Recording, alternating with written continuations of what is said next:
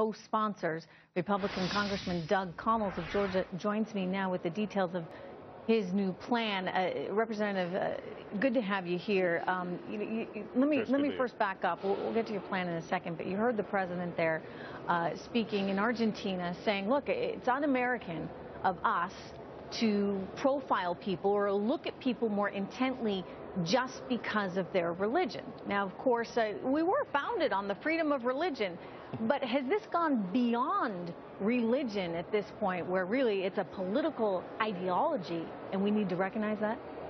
Well, it's also you're dealing with an administration who cannot seem to utter the words as a radical Islamic terrorist. I mean, I think this is the concern that we have, and in looking at our refugee program, is not about targeting, religions or races. It's about looking at our refugee system and how it can protect the United States. We've got to always put our homeland first, and it's very disturbing that the president seems to want to go to political digs instead of actually wanting to protect the American people. Let's talk about this, because we've been doing a lot of reporting here on this show from the very beginning, as soon as this plan was announced, to bring in 10,000 refugees from Syria to this country. I've been doing a lot of reporting, and we've had a lot of analysis on how this refugee program has gone in Europe. For example, you'll know, of course, that it's been a huge culture clash. Yeah. We saw on New Year's Eve 1,000 women being attacked, sexually assaulted by migrants there.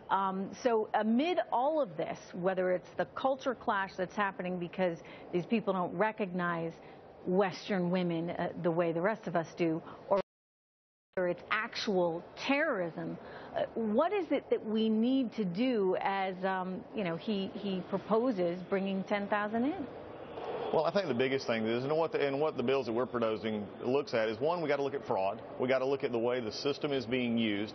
And if they've already made the statement that they're wanting to use the system to infiltrate our country, we've got to keep it safe. We've also got to get Congress back in control of the numbers that we bring in. Right now, Congress does not have that control. That's why this bill is there. And the president is consistently abusing the number and bringing in more refugees without input from Congress. And that's one of the things that needs to happen here. And the other issue is bringing in our state and local officials and being able for them to give input on what may or may not happen to where these refugees may go when they get here. We have a vetting process, but that vetting process is not being used to the fullest extent, and we've got to, again, reclaim control here, and so that we can protect our homeland and protect and use all the resources that are available to us. So, Representative Collins, in your view, is part of that vetting process finding out what someone's religion is before giving them the ability to come here?